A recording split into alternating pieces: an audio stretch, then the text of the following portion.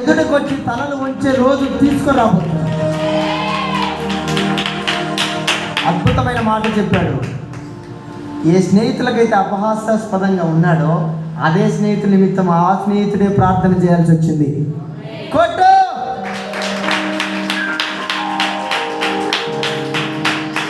మీకు అర్థమవుతుందా? ఏ స్నేహితుల నిమిత్తం అయితే అపహాస్యానికి గురయ్యాడో, ఏ స్నేహితులైతే అపహాస్యాన్ని చేశారో, ఏ స్నేహితుల దగ్గర అపహాస్యాస్పదంగా ఉండవలసి వచ్చిందో అదే స్నేహితులకు దిక్కయ్యాడని చెప్పాలి ఒక మాటలో.